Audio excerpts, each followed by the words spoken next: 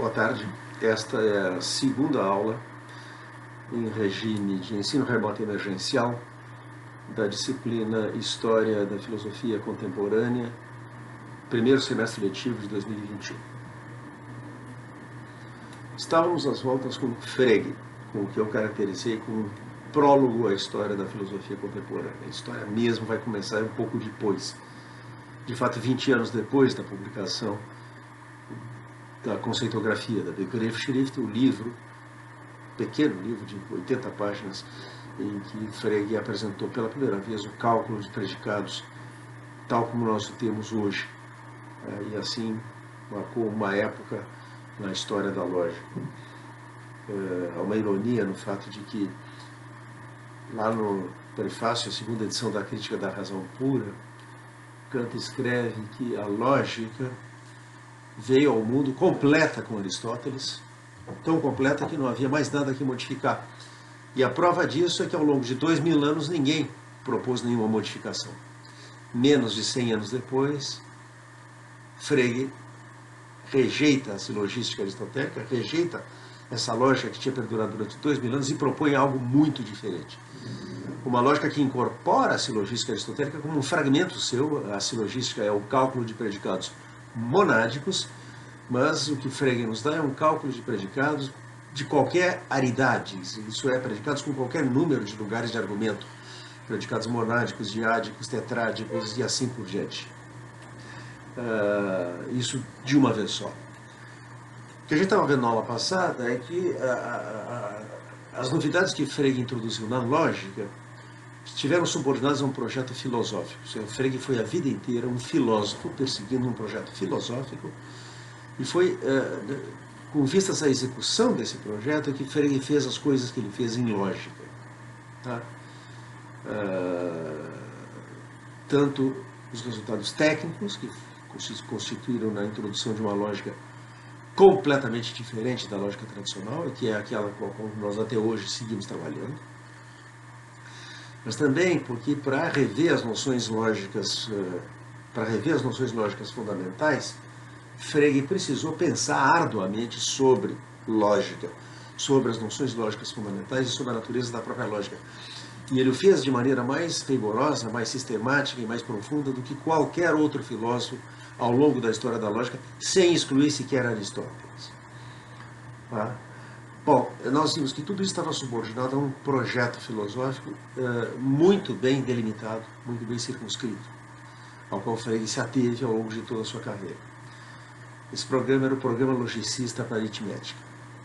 Tratava-se de demonstrar, contra Kant e os kantianos, que as proposições da aritmética são analíticas e não sintéticas. Tá? Frege explica a distinção analítico-sintético no prefácio dos Fundamentos da Aritmética, um livro que nós temos uma esplêndida tradução de Luiz Henrique Lopes dos Santos, disponível para todos nós. Frege escreve aí, eu leio, as distinções entre a priori e a posteriori, sintético e analítico, concernem, a meu ver, não ao conteúdo do juízo, mas à justificação da emissão do juízo. Pois onde não há essa justificação, desaparece também a possibilidade daquela divisão. Um erro a priori é, nesse caso, algo tão absurdo quanto, digamos, um conceito azul. Se uma proposição é, em meu sentido, chamada de a posteriori, ou de analítica, estão em julgamento não as condições psicológicas, fisiológicas e físicas que tornam possível formar na consciência o conteúdo do juízo, nem tampouco a maneira como alguém mais, talvez erroneamente, chegou a tomá-lo por verdadeiro, mas sim aquilo sobre o que se assenta mais fundamentalmente a justificação de ser ela tomada como verdadeira. A questão é assim retirada do domínio da psicologia e remetida, tratando-se de uma verdade matemática, ao da matemática.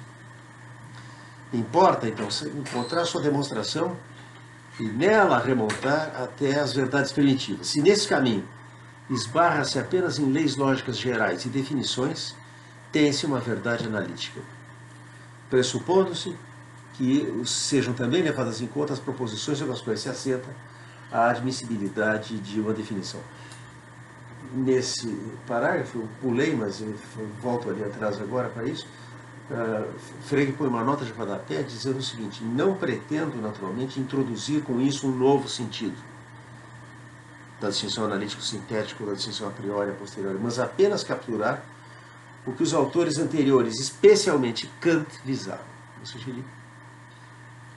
a tese do Frege está alegando aí que ele não está introduzindo nenhum sentido novo da distinção analítico-sintético, ou a priori e a posteriori, mas que ele está expressando aquilo que Kant pretendeu e assim os filósofos que seguiram Kant. Se não é possível, porém, conduzir a demonstração sem lançar mão de verdades que não são de natureza lógica em geral, mas que remetem a um domínio científico particular, a proposição é sintética. Para que uma verdade seja a posteriori, requer-se que a sua demonstração não se possa manter sem apelo a questões de fato, isto é, a verdades indemonstráveis e sem generalidade, implicando enunciados acerca de objetos determinados. Se, pelo contrário, é possível conduzir a demonstração apenas a partir de leis gerais que não admitem nem exigem demonstração, a verdade é a priori. Muito bem. Dados os termos em que são formuladas as distinções, eis a tese central de Frege. As proposições da aritmética, não de outras áreas da matemática, acerca das quais ele está de acordo com Kant, por exemplo, que a geometria é sintética a priori, isso não é nenhum problema para Frege, mas as proposições da aritmética são analíticas e não sintéticas. Isto é, para demonstrar uma proposição da aritmética, eu preciso usar apenas leis lógicas gerais e definições. Definições são simplesmente regras que permitem substituir um termo por um outro termo. Tá? Portanto, a ideia aqui, o programa logicista consiste nisso, em sustentar que não há nenhuma verdade aritmética extralógica. Não há nenhum conteúdo extralógico na aritmética. Com outras palavras, a aritmética é parte integral da lógica. Como eu descrevi na aula passada, há uma motivação intuitiva para esse programa, mas a motivação intuitiva por si só não é nenhuma demonstração, não prova nada, serve apenas como uma espécie de fio condutor heurístico para a investigação da tese em questão. Mas a intuição era a seguinte, que o domínio do que é enumerável, isso é, do que se pode contar, que é o domínio próprio da aritmética, coincide com o domínio do pensável, do concebível. Que tudo o que se pode pensar, pode-se contar. Se isso for assim, as leis do enumerável, que são as leis da aritmética, coincidem com as leis do pensável, que são as leis da lógica. A lógica governa todo o pensamento, qualquer que seja o seu objeto. E a aritmética seria a parte integral disso. Bom, essa é a intuição. A intuição por si só não prova coisíssima nenhuma. Tá? Mas nós... Parece que o meu celular está chamando e eu tenho que silenciar ele aqui.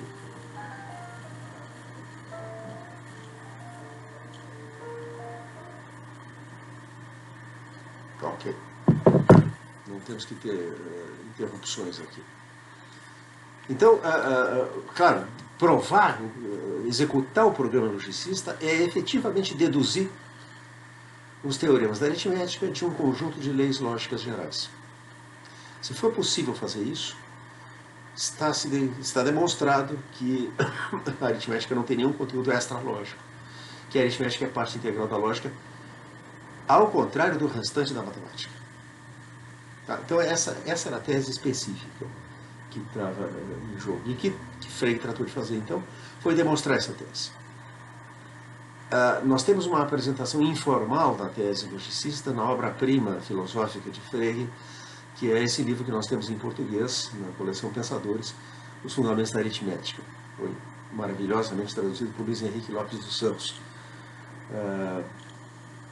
Mas a execução do programa mesmo está na grande obra da vida de Frege, são as leis fundamentais da aritmética.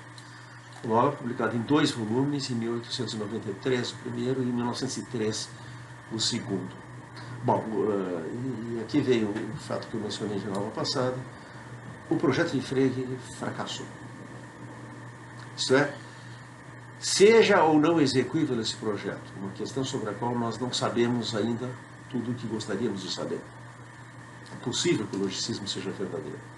É possível que ele não seja. Hoje nós não sabemos. Mas nós sabemos com certeza que Frege não teve sucesso em demonstrar o projeto logicista. Isso se deve fundamentalmente a que o seu sistema, o conjunto dos axiomas a partir dos quais Frege pretendia provar os teoremas da aritmética, era um conjunto inconsistente. Isso quem descobriu e comunicou a Frege foi Bertrand Russell, que mostrou para Frege que, dada a lei fundamental dos 5 axiomas de Frege, o axioma número 5, é possível derivar uma contradição dentro do sistema de Frege. Um sistema em que se pode derivar uma contradição é um sistema inconsistente que precisa ser rejeitado. E Frege aceita, sem disputa, esse resultado. É uma prova lógica, não cabe tergiversar acerca disso. E a reação dele é dizer, bom, nós vamos ter que procurar substituir a lei número 5 por alguma outra coisa. E Frege ficou se empenhando lá em encontrar o que poderia ser essa outra coisa. E ele esboçou, quando estava ainda no pré no livro, um apêndice, em que ele relata a descoberta de Russell e diz, bom, o que eu imagino fazer é isso aqui. E descreve uma complicada estratégia para contornar a contradição.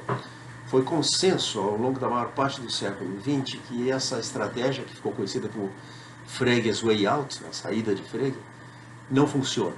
Que Frege no máximo consegue empurrar a contradição um pouco mais adiante e ela termina reaparecendo. Há mais de um artigo na literatura filosófica do século XX com o título Frege's Way Out. Quine tem um artigo intitulado Frege's Way Out, Gitsch tem um artigo intitulado Frege's Way Out, e todos concordam, olha, a manobra do Frege não funciona. O próprio Frege parece ter ficado convencido disso, como eu relatei na aula passada.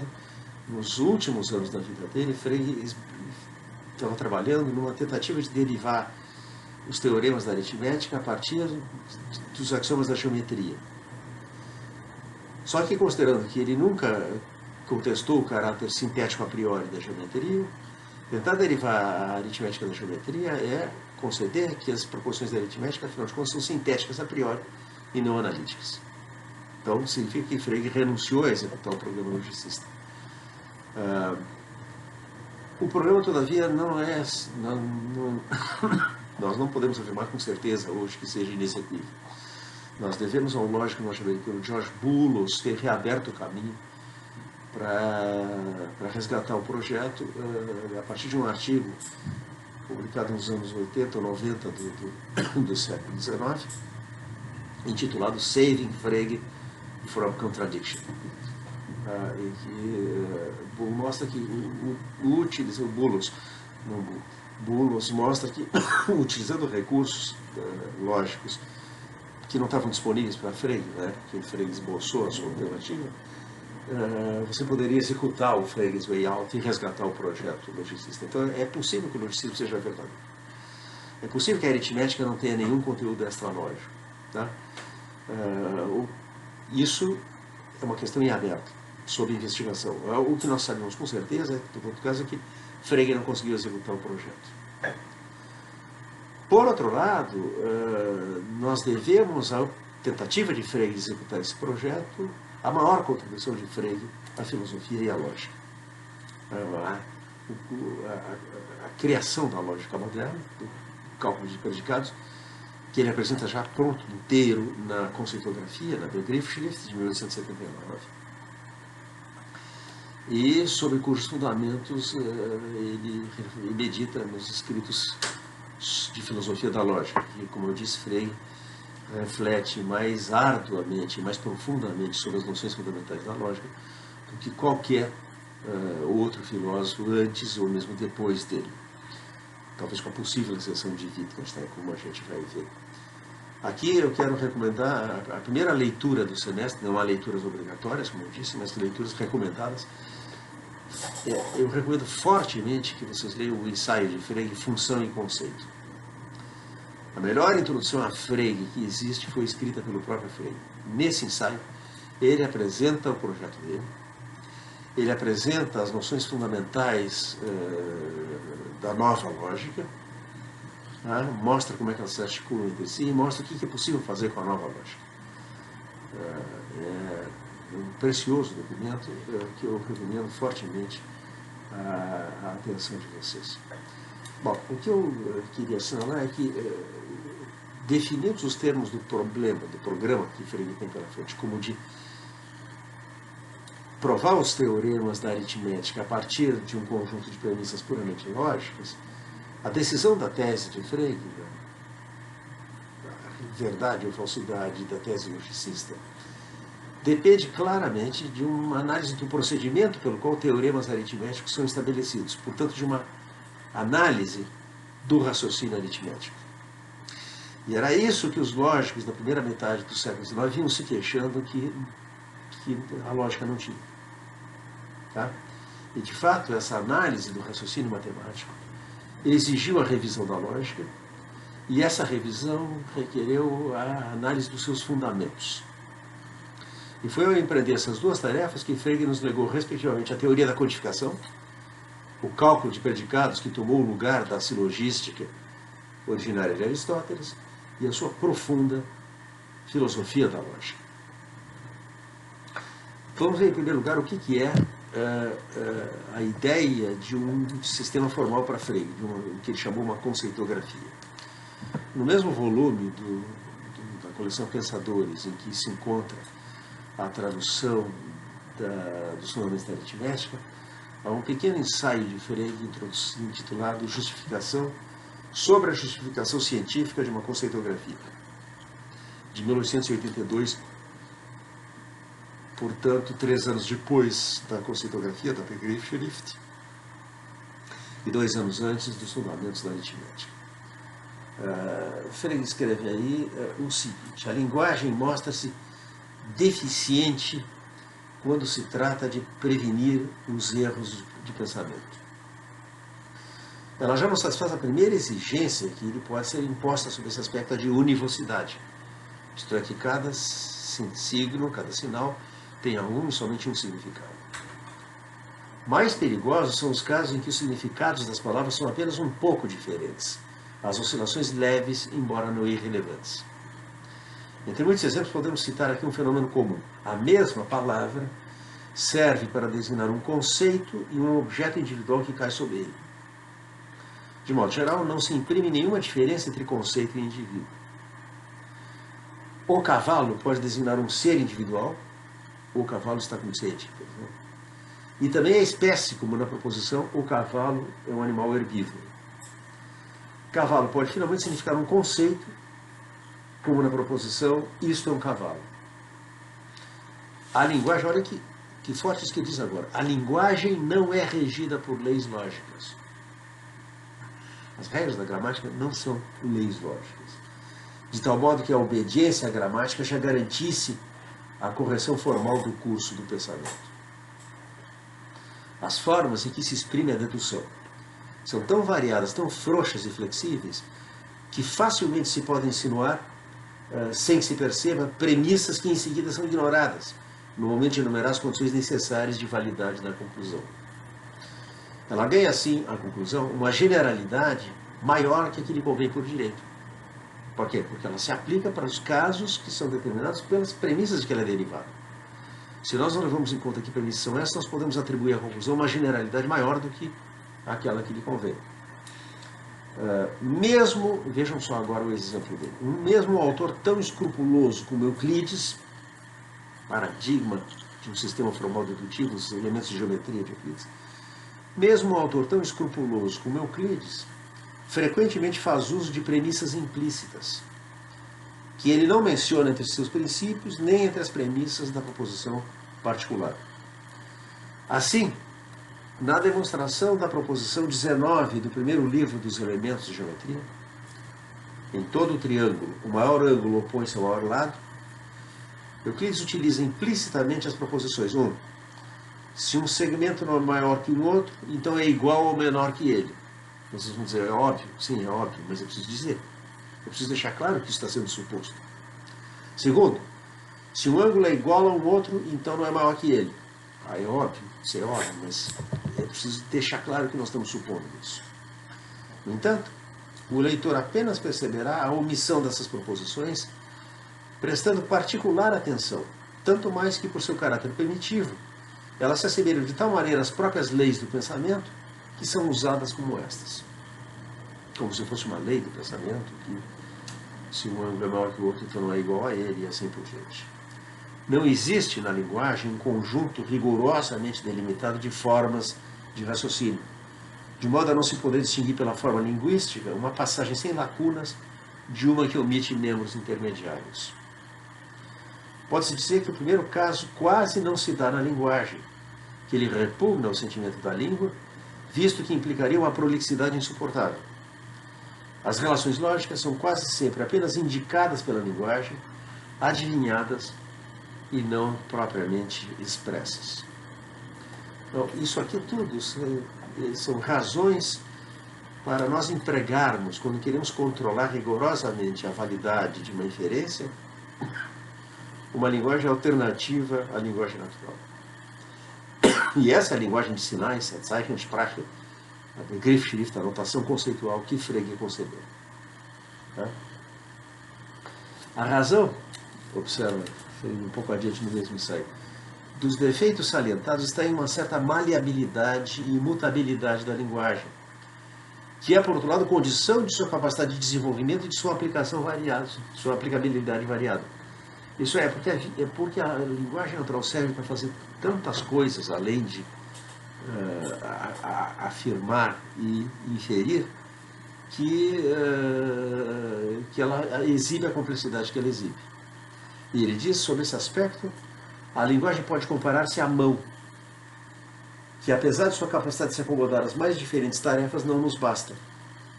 Criamos mãos artificiais, instrumentos para fins particulares, que operam de maneira mais precisa que a mão seria capaz, régua e compasso, por exemplo. E o que torna possível essa precisão? Justamente a rigidez, a imutabilidade das partes, cuja falta torna a mão tão diversamente hábil. Assim também a linguagem verbal não basta. Carecemos de um conjunto de sinais que expulse toda ambiguidade e cuja forma rigorosamente lógica não deixe escapar o conteúdo. Isso é a motivação mais fundamental para substituir a linguagem natural por uma linguagem formal, como vai ser a conceitografia, a Begriffsschrift, pode estar disso por notação conceitual. Tá? Wittgenstein vai dizer primeiro, deixa eu lembrar uma comparação que o próprio Frege faz em outro momento. Ele diz que a linguagem artificial dele tapa a linguagem natural como o microscópio tapa o olho. Tem coisas que não se enxerga a olho nu. Tem coisas que só é possível enxergar com o microscópio. Mas nós não podemos olhar tudo através do microscópio. Há coisas que nós só enxergamos a olho nu. Da mesma forma, há relações lógicas na linguagem que só aparecem claramente exibidas numa linguagem artificial, numa linguagem formal. Mas há coisas que só a linguagem natural expressa. Essa comparação também da linguagem com a mão vai ser retomada por Wittgenstein no Tratatus Lógico-Filosóficos, a obra mais freguiana da filosofia do século XX, como nós vamos ver, quando Wittgenstein disser que a linguagem humana é uma parte do organismo humano e é tão complexa quanto ele. Ela cumpre todas as funções que esse organismo cumpre. Enquanto que uma linguagem formal serve apenas para nós controlarmos a validade de inferências. Não para outras coisas. Não se escreve cartas de amor com a linguagem do cálculo de predicados. Não foi para isso que ela foi concebida. Tá? E Frege escreve, então, a linguagem de fórmulas da aritmética é uma conceitografia, pois exprime imediatamente o assunto sem a mediação do som. Frege tem uma longa digressão aqui que eu não vou me deter, porque é bem intuitiva, em favor da ideia de que uma linguagem formal deve ser uma linguagem escrita, que a permanência dos sinais escritos representa uma vantagem em relação à impermanência, à transitoriedade dos sinais de uma linguagem ou escutada, de uma linguagem falada. Então, a linguagem de formas da aritmética é uma conceitografia que exprime imediatamente o assunto sem a mediação do som. Nessa medida, ela obtém a concisão que permite acomodar o conteúdo de um juízo simples em uma linha. Esses conteúdos, nesse caso equações e inequações, são escritos uns sobre os outros na ordem que se seguem uns dos outros. Se de dois segue-se um terceiro, esse é separado dos dois primeiros por um traço horizontal, se pode traduzir por conseguinte, portanto. A extensão bidimensional da superfície da descrita é dessa maneira aproveitada em benefício da compreensão. A dedução é, nesse caso, bastante uniforme e repousa quase sempre sobre o fato de que as mesmas transformações efetuadas com os mesmos números conduzem aos mesmos resultados. Ora, de certo, essa não é estritamente a única maneira de raciocinar em aritmética. Mas se a progressão lógica se disser de outro modo, tornar-se-á frequentemente necessário exprimi-la por palavras. Faltam, pois, a linguagem de formas da aritmética expressões para conexões lógicas, e por isso ela não merece o nome de conceitografia em sentido pleno. Exatamente o inverso é o caso da simbologia de relações proveniente de Leibniz, e renovada recentemente por Boole, Grassmann, Jevons, Schroeder e outros. Tem-se realmente aqui as formas lógicas, embora não completamente, falta, porém, o conteúdo. Frege vai sempre insistir que a notação lógica não é um cálculo não interpretado ao qual um conteúdo é atribuído adventiciamente. Essa distinção que nós fazemos contemporaneamente entre sintaxe e semântica não existe no sistema de Frege. O cálculo é concebido como tendo a função de expressar conteúdos e qualquer fórmula nesse cálculo já, desde a origem, expressa um conteúdo. Não depende de que uma interpretação lhe seja atribuída. Bom, é a análise do raciocínio matemático que obriga a introdução da quantificação múltipla, que é o núcleo da teoria da quantificação, como Frege legou para nós.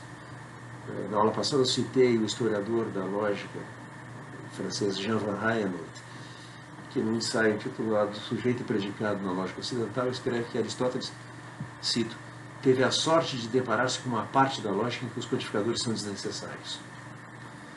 De fato, a silogística aristotélica corresponde ao cálculo de predicados monádicos, de predicados com só um lugar de argumento. F de A, por exemplo, é uma predicação monádica. A tem a propriedade F. E esse cálculo pode ser reduzido sem perda de capacidade expressiva a algo como um cálculo booleano, uma álgebra, à maneira de Boole, sem quantificadores. O que, de passagem, explica o extraordinário sucesso da análise matemática da lógica proposta por Boole. O que Boole submetia à análise matemática era com efeito a silogística aristotélica, e com essa o essencial do que tinha sido reconhecido como lógica pelos modernos. As limitações do programa de Boole são discutidas por Frege no ensaio A Lógica Calculante de Boole e a Conceitografia. Esse é um dos muitos ensaios de Frege que ele não conseguiu publicar, que no futuro lhe sirva de consolo quando vocês tiverem um artigo rejeitado por uma revista, lembrar que isso aconteceu com Frege o tempo todo, que metade do que Frege submeteu à publicação ele não conseguiu publicar. De modo geral, os escritos dele eram considerados filosóficos demais pelas revistas matemáticas e matemáticos demais pelas revistas filosóficas. Frege caía numa espécie de terra de ninguém. E por isso, né, nós temos hoje um volume bastante expressivo de escritos publicados póstumamente. Quando Frege entregou ao filho dele, Alfred, esse material, ele disse, olha, nem tudo aí é ouro, mas tem ouro aí. Cuida bem desse material. Tá? O fato de que você não precisa quantificadores no cálculo de predicados monádicos se deve ao fato de que toda a fórmula da lógica monástica pode ser escrita sem cruzamento de quantificadores, certo? De tal modo que uma variável ligada por um quantificador nunca ocorra no alcance de outro quantificador. Então, aquele exemplo que nós tínhamos na aula passada. Se eu disser que para todo x há um y, tal que f de x e g de y, eu posso inverter a posição dos quantificadores e dizer existe um y tal que para todo x f de x e g de y, e ainda estou dizendo a mesma coisa, e por fim, se eu escrever f para todo x f de x e há um y tal que g de y, todas essas três fórmulas dizem a mesma coisa, pouco importa onde ocorrem os quantificadores. Tanto faz. Tá?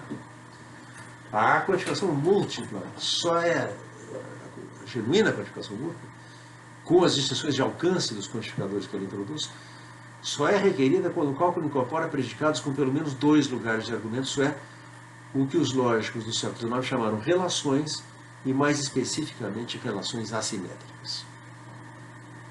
Por exemplo, seja a proposição todo mundo ama alguém. Aqui nós temos uma relação amar, tá? E o núcleo, a função proposicional em cima da qual é construída a proposição é x ama y. Ora, isso pode significar duas coisas muito diferentes.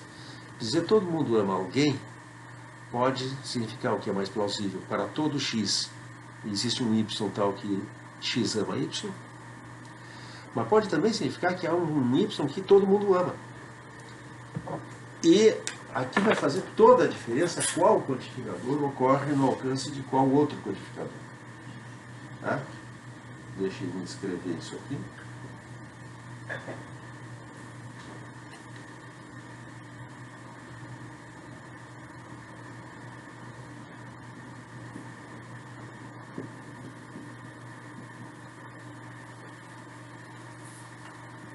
Aqui embaixo estão as duas proposições. Dizer que para todo x há um y tal que x está na relação R com y é muito diferente de dizer que existe um y tal que para todo x, x está na relação R com y.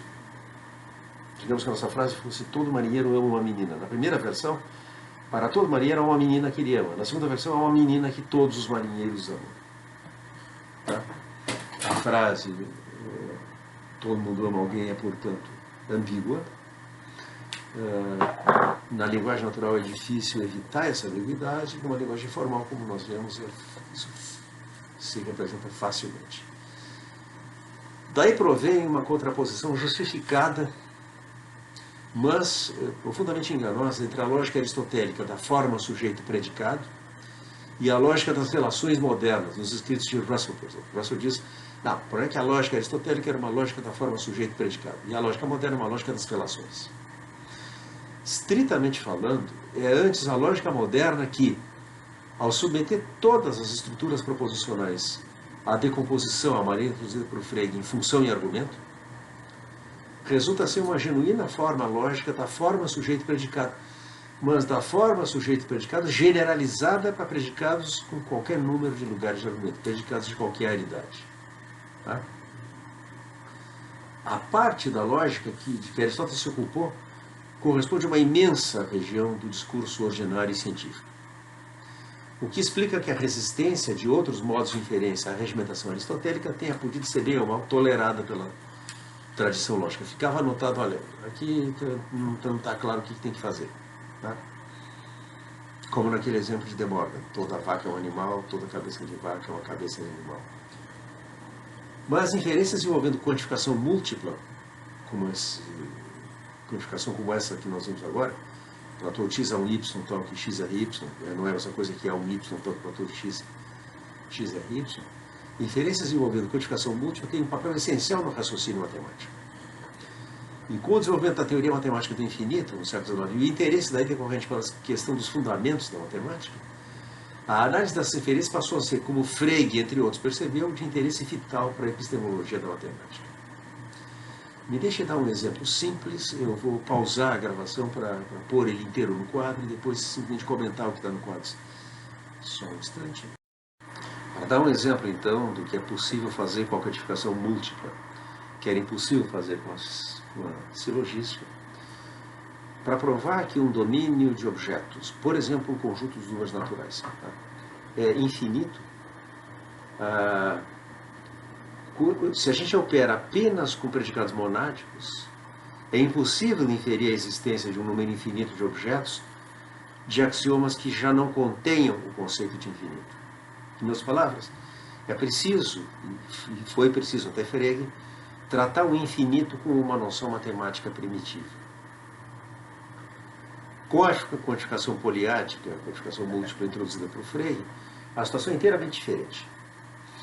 Para provar que um domínio de objetos é infinito, são suficientes 2 axiomas caracterizando as propriedades formais, especificamente transitividade e assimetria de uma relação qualquer que ordena os elementos desse domínio. Por exemplo, a relação maior que. Então, nós temos 1 e 2 aqui.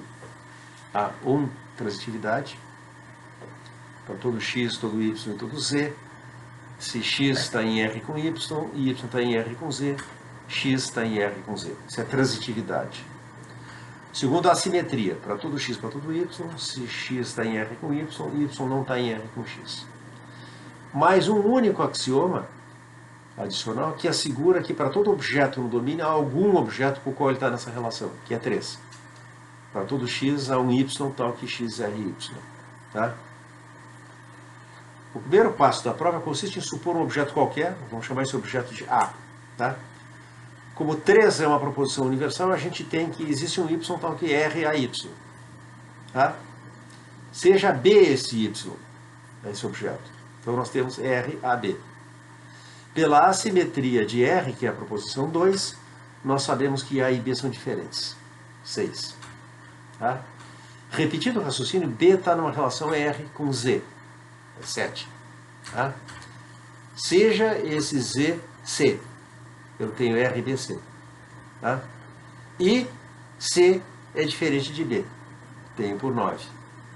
Pela transitividade da diferença, como eu tinha lá em 6 que A é diferente de B e tem em 9 que B é diferente de C, eu tenho que A é diferente de C. Etc. É só ir em frente. Nós temos uma prova por indução matemática e o que apresentei para vocês é o segmento inicial dessa série indutiva. Tá? Vai haver um D diferente de A, B e C, com o qual C está na relação R, e um elemento E com o qual D está na relação R, e assim por diante. Para provar isso, aqui há, por exemplo, infinitamente muitos números naturais. Tudo que a gente precisa supor é que a relação sucessor D é transitiva e assimétrica, como ela é realmente, que há pelo menos um número e que todo número tem um sucessor. Tudo que nós precisamos são os axiomas de Peano D de quinta. E um sistema lógico apto a representar perspicuamente, de maneira imediatamente apreensível, a estrutura das inferências que realizamos. Que são os axiomas de Peano D de quinta, são 5 axiomas. 1, 0 é um número. 2, o sucessor de todo número é um número. 3, 2 números não têm o mesmo sucessor. 4, 0 não é sucessor de nenhum número. E por fim, em indução matemática, toda propriedade que pertence a 0 também pertence ao sucessor de todo número que tem essa propriedade. Toda propriedade que pertence a 0 e também pertence ao sucessor de todo número que tem essa propriedade pertence a todos os números. Mas para chegar aí é preciso rever a análise da estrutura interna da proposição. E é a história dessa revisão que Frege conta no artigo Função e Conceito. Como eu disse, a primeira leitura fortemente recomendada do semestre. Tá? A Begriffsschrift de Frege, a notação conceitual, a conceitografia, exposta no livro de 1879, resgatou do descaso que tinha sido relevado pela tradição lógica, cuja origem remonta aos primeiros analíticos de Aristóteles, a mais importante contribuição de Platão à lógica, a saber, a demonstração no diálogo sofista da dependência necessária entre a possibilidade da verdade e da falsidade, ou como Wittgenstein dirá mais tarde, a bipolaridade da proposição, e o modo de sua composição pelo concurso de constituintes logicamente heterogêneos. O sofista contém, com efeito, o acerto de contas final de Platão com um exasperante sofisma que o perseguiu, a ele, Platão, ao longo de boa parte do seu itinerário filosófico. A saber, o argumento, usualmente associado a Parmênides, mas amplamente disseminado entre os antecessores e contemporâneos de Platão, cuja conclusão é a impossibilidade da falsidade. Estritamente falando, trata-se de uma família de argumentos que compartilha, todavia, como a análise do sofista torna finalmente evidente, a suposição fundamental de que toda representação, a fortiori também a representação proposicional, mantém com o que representa a espécie de relação que um nome mantém com um objeto nomeado. Essa suposição é manifesta na versão do argumento que Platão apresenta no Eutidemo, assim e atribui a Parmênides, e assim como na que Aristóteles, na Metafísica, atribui a Antístenes. O argumento, em suas linhas gerais, são vários argumentos, uma família de argumentos, mas aqui eu vou prestar o núcleo fundamental que eles compartilham. É o seguinte, se toda representação deve ser representação de algo, e se a proposição é uma representação, toda proposição é a representação de algo. Haverá, portanto, para toda proposição, algo que lhe corresponda, do modo como, em geral, o representado corresponde à sua representação. Mas, se esse é o caso, a possibilidade de uma proposição falsa parece coincidir com a de uma representação que nada representaria. E essa possibilidade foi desde o começo descartada. Toda proposição deve ser, portanto, verdadeira, como queríamos demonstrar. Não pode haver juízo falso. Entre parênteses, e antecipando um tema que vai ser decisivo para compreender Moore e Russell, o fascínio hipnótico desse argumento se faz sentir, entre outros aspectos da filosofia de Platão, na promoção da relação acusativa com objetos cujo modelo é a percepção sensível ao paradigma de todo conhecimento. Vejam o papel que desempenham as metáforas visuais na teoria platônica das formas. As formas são aprendidas perceptualmente. Não se trata da percepção sensível, mas da sua contrapartida intelectual, uma forma de intelecção que é uma intuição intelectual que apreende diretamente seus objetos. De fato, da doutrina das formas do Fédon e da República, até o sonho atomista de Sócrates no final do TET, a epistemologia de Platão perseguiu continuamente a intuição que faz depender todo o conhecimento proposicional, ou, como dirá Russell, por descrição, de algum conhecimento acusativo ou por contato epistemologicamente mais fundamental. A retomada dessa tese por Moore e, sobretudo, por Russell, no contexto precisamente de uma investigação sobre as condições da referência e sobre as relações de referência e predicação, como veremos, está, portanto, longe de ser a expressão de uma idiosincrasia intelectual de Moore e de Russell. Como veremos, uma parte integral do legado de Russell à filosofia contemporânea e um tópico na agenda filosófica dos nossos dias, em 2021, é a tese segundo a qual modos de identificação demonstrativos, irredutíveis à identificação por descrição, e, portanto, alguma forma de conhecimento acusativo ou por contato, são constitutivos da referência, da fixação da referência dos termos singulares. Como essa suposição deva ser tomada e que consequências deva acarretar, interalha para as relações entre conhecimento acusativo e conhecimento proposicional, são algumas das questões para a gente. Lá chegaremos examinando o formidável artigo de Bertrand Russell, o item mais importante da nossa bibliografia do semestre inteiro, On the Note.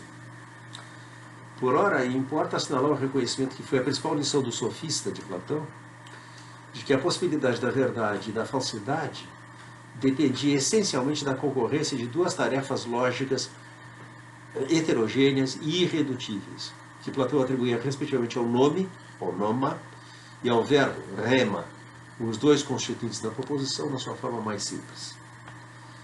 Em outras palavras, a forma atômica, elementar da proposição é o resultado do preenchimento de um predicado por um nome. A proposição não é, como tacitamente era suposto na formulação do problema de Parmênides, um nome, nem uma lista de nomes, como no exemplo de Platão, leão, servo, cavalo, ou uma lista de verbos, caminha, corre, dorme, mas uma estrutura articulada em que pelo menos um constituinte, o nome, tem a função de indicar um objeto, aquilo sobre o que algo é dito, cabendo a outro constituinte predicar, isso é, dizer verdadeiro ou falsamente algo desse objeto. Isso nos deixa com um problema residual. Como o problema da postulado do juízo falso nascia de uma amálgama espúria que Platão desfez entre o modo de significado do nome e o modo de significado da proposição, a ideia de que a proposição é uma espécie de nome de um fato no mundo, uma parte da plausibilidade da pergunta como é possível um juízo falso é derivada de uma pergunta diferente, que é saber como é possível ter uma representação que nada representa. Como é possível ter nomes vazios, por exemplo. Isso a gente pode chamar o problema residual do não ser. Não se trata de saber como é possível julgar falsamente, mas como é possível julgar verdadeiro ou falsamente acerca do que não é. Como é possível pensar o não ser? Como nós vamos ver, esse segundo problema permanece sem solução na história da filosofia, até exatamente 1905. Esse problema foi resolvido cabalmente, de uma vez por todas, por Bertrand Russell em On the Note, como veremos. Tá? Agora, mera anotação histórica, a análise platônica da estrutura interna da proposição foi adotada por Aristóteles no De Interpretatio. O De Interpretação também introduz refinamentos, não seria Aristóteles quem é se se limitasse a apresentar o que Platão já tinha feito. Ao contrário, ele vai adiante esboçando a análise das relações entre predicação e temporalidade, famoso problema dos futuros contingentes, né? Qual é o valor de verdade, se é que tem algum valor de verdade. A proposição afirmada hoje, amanhã haverá uma batalha naval. Depois o exame da composição proporcional molecular, das funções de verdade, da generalidade e das modalidades. Mas essas modificações preservam a análise da estrutura elementar da proposição, que é o que aqui importa, a distinção entre onoma e rema. Mas, na obra lógica da maturidade de Aristóteles, os primeiros analíticos, a análise das proposições entre sujeito, nome, e predicado, verbo, sujeito e predicado lógicos, não gramaticais, dá lugar à doutrina dos termos, horoi, expressões aptas a ocorrer indistintamente nas posições de sujeito ou predicado, preservada a sua identidade lógica. Assim, por exemplo, no silogismo da primeira figura, todo A é B, todo B é C, logo todo A é C, B, o termo médio, é atributo na premissa maior, todo A é B, e sujeito de atribuição, todo B é C, na premissa menor. Mas é o mesmo B que ora ocorre como predicado, ora como sujeito. Na análise de Aristóteles, toda proposição afirma ou nega algum predicado de todo ou de algum sujeito. A combinatória de possibilidades resultantes dá as 4 letras, as 4 formas proposicionais, tradicionalmente identificadas pelas letras A, E, I e O. A, todo A é B.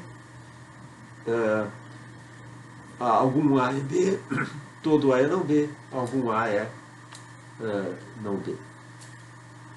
Os detalhes dessa concepção não vem ao caso aqui. Bastará ter em vista, em primeiro lugar, que a doutrina dos termos tornou possível a grande obra lógica de Aristóteles.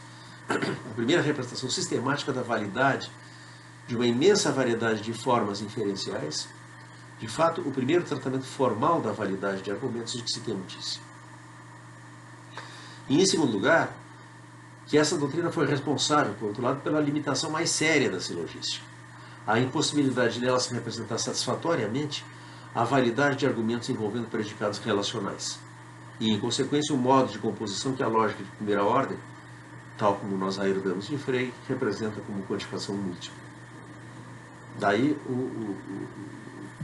o embaraço que era o problema de De Morgan acerca das cabeças de vacas e cabeças de animais. Tá? Voltando agora àquela prova da infinitude do conjunto dos números naturais. Tá? Essa prova faz uso pleno da dissociação entre predicação de primeira ordem, é o R aqui, e quantificação, tá? Que é uma das glórias da análise conceitual subjacente à Begrefi, a conceitografia de Frege. A rejeição freguiana da análise da estrutura da proposição em termos de sujeito e predicado, sujeito e predicado gramaticais, né? A substituição pela decomposição em função e argumento, fundam-se com efeito numa crítica que é reminiscente da crítica kantiana ao argumento ontológico, a confusão entre duas relações lógicas distintas, encobertas pela forma gramatical comum: a subsunção de um objeto sobre um conceito e a subordinação entre conceitos. Eu vou novamente pausar para apagar o quadro e representar para vocês essa distinção. Ok.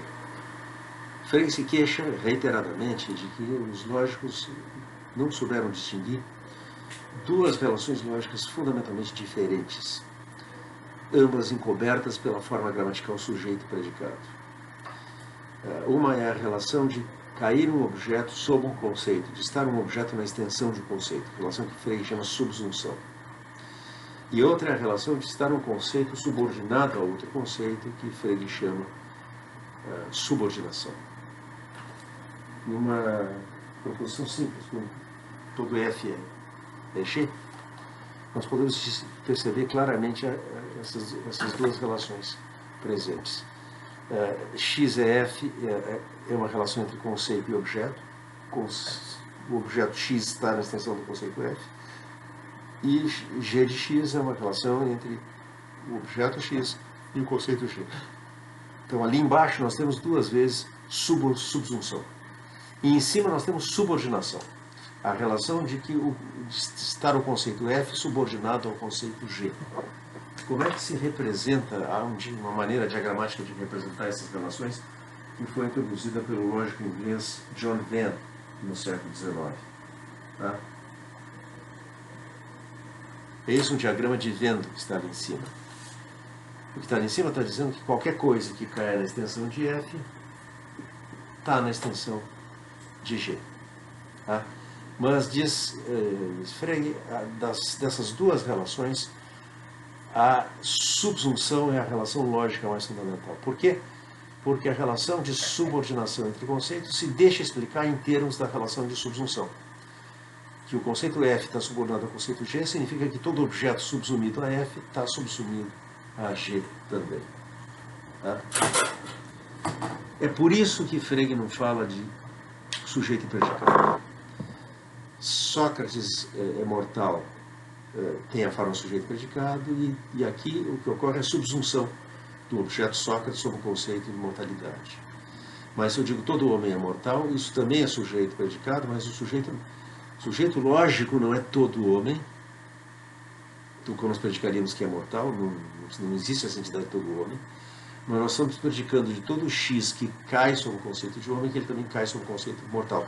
Ou seja, a forma da predicação de todo homem é mortal é essa aqui. Tá? Substituindo F por homem e G por mortal. Ok? Por isso Frege não fala em sujeito predicado. Ele não quer usar as categorias gramaticais para evitar confusão. E ele usa uma extensão das noções matemáticas de função e argumento. O que é uma função em matemática? Essencialmente é uma expressão indeterminada. X na 2 não representa nenhum número em particular. Mas eu substituindo x por algum número determinado, eu obtenho um número determinado. Então, nós podemos tomar a função. Eu vou apagar o diagrama de Venn aqui, bastante trivial. Seja, por exemplo, a função x na 2. Tá? Essa função ela pode tomar vários argumentos, várias coisas podem ocorrer no lugar de x. Para o argumento 2, essa função representa o número 4. Para o argumento 3, essa função representa o número 9. Para o argumento 4, essa função representa o número 16. A primeira coluna é constituída pelos argumentos da função, a segunda pelos valores da função. 4 é o valor da função x na 2 para o argumento 2. 9 é o valor da função x na 2 para o argumento 3.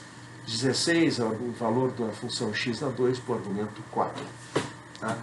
Por isso, função e argumento e não sujeito e predicado. Tá? Trata-se de sujeito e predicado no sentido lógico do termo, e o ponto de Frege é não deixar que isso se confunda com a noção gramatical de sujeito e predicado.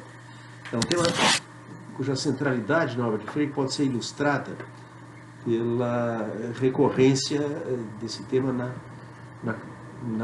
nos escritos de Frege. Me deixa começar por comentar um texto que está, como tudo mais, na nossa bibliografia, lá no Dropbox, uma carta a Anton Marti de 29 de agosto de 1882. Portanto, 2 anos antes da publicação dos Fundamentos da Aritmética e 3 anos apenas depois da publicação da Conceitografia. Tá? Frege escreve aí a relação de subordinação de um conceito sobre um conceito. Nós vamos com algo um documento do início da carreira filosófica de Frege. Logo mais nós vamos andar um que é lá do fim. Nós vamos ver que a mesma ideia reaparece. É a coisa mais central, o coração do pensamento de Frege. Parece-me que os lógicos se apegaram demasiado aos esquemas linguísticos de sujeito e predicado, que certamente contém o que são relações lógicas totalmente diferentes. Eu considero essencial para um conceito que a pergunta de se algo cai sobre ele tenha um sentido. Assim, eu chamaria a cristandade um conceito apenas no sentido em que é usado na proposição este modo de vida é cristandade. Mas não na proposição a cristandade continua a se disseminar. Um conceito é insaturado, ungesättigt, ele tem isso em comum com as funções matemáticas. Um conceito é insaturado nisso, que ele requer que algo caia sobre ele. Portanto, não pode existir por si mesmo.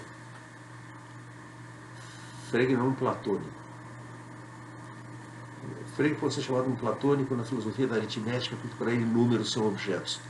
Mas ele não trata universais ou formas como entidades subsistentes por si mesmas. Um conceito não pode existir por si mesmo. Que o indivíduo cai sobre ele é um conteúdo judicável, é algo que pode ser julgado. Tá? Neste caso, em que o sujeito é o indivíduo, a relação entre o sujeito e o predicado não é uma terceira coisa acrescentada aos dois, mas pertence ao conceito do predicado, que é o que torna o predicado insaturado. Ora, eu não creio que a formação de conceitos possa preceder o juízo, porque isso pressuporia a existência independente dos conceitos. Mas eu penso um conceito como emergindo da decomposição de um conteúdo judicável. Ou seja, para Frege, como para Kant, conceitos são predicados de juízos possíveis.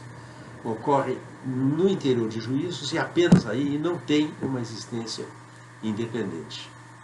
Agora me deixe dar um exemplo de muito tempo depois. Tá? Em julho de 1919, Frege compõe umas anotações que não chegaram a ser publicadas. Um camarada chamado Ludwig Darmstädter queria publicar um livro sobre as principais contribuições acadêmicas da Alemanha em diferentes áreas da ciência. E escreveu para os principais inovadores em diferentes áreas que ele estava interessado, pedindo que cada um expusesse o que ele tinha feito. Tá? E Frege começa essas notas para Darmstädter. O livro de Darmstädter não chegou a ser publicado, então faz parte do material de Frege que só foi publicado após a morte dele. Eu parti da matemática. A necessidade mais premente, me parecia, era fornecer a essa ciência uma fundamentação melhor. Eu logo percebi que um número não é uma pilha, uma série de coisas, nem uma propriedade de uma pilha, mas que ao enunciar um número a qual nós chegamos como resultado de contar, estamos fazendo uma afirmação acerca de um conceito. Ele põe entre parênteses Platão e Hippias Maior, ou seja, Frege apresenta aqui um precursor da análise lógica da atribuição numérica que ele expôs nos problemas da aritmética, e a Platão. Aí ele escreve: as imperfeições lógicas da linguagem interpunham-se no caminho dessas investigações. Eu tentei superar esses obstáculos com a minha Begriffsschrift, a minha conceitografia. Dessa maneira, eu fui levado da matemática para a lógica. O que é distintivo da minha concepção da lógica é que eu começo por colocar no centro o conteúdo da palavra verdadeiro e, em seguida, introduzo um pensamento como aquilo a que a pergunta é verdadeiro se aplica. De modo que eu não começo com conceitos e os reúno para formar um pensamento ou juízo, eu chego às partes do pensamento analisando o pensamento. Então é central no itinerário de Frege inteiro, do início ao fim da sua carreira filosófica, que conceitos são predicados de juízos possíveis, que conceitos são insaturados, incompletos, como são funções, e de fato Frege pode definir agora: um conceito é uma função cujo valor é o valor de verdade. Tá? Portanto, não se trata de que na ontologia de Frege nós tivéssemos dois tipos de entidades. Para Frege, o mundo é constituído de conceitos e objetos. Não é assim. Tá? O mundo é constituído de objetos. O que é um objeto? Tudo. Tudo que é pensável é objeto. Como aquele exemplo que eu dei na aula passada: Deus, um anjo, um homem e um movimento que somados são 4. O objeto é a categoria ontológica mais geral de Frege. Ah, mas não tem conceitos no mundo? Não. No conteúdo dos juízos, sim, e conceitos são predicados de juízos possíveis. Certo? Nós temos algumas coisas que ver acerca de consequências que Frege tira do caráter predicativo e irredutilmente predicativo dos conceitos. Tá? E eu quero apresentar para vocês também uma distinção que Frege introduz depois de 1891, depois dos fundamentos da aritmética, que teve um enorme impacto na filosofia do século XX, que é a distinção de sentido e referência. Mas isso é matéria para a nossa terceira aula sobre Frege, que também vai ser a primeira aula sobre Moore e Russell, na próxima terça-feira.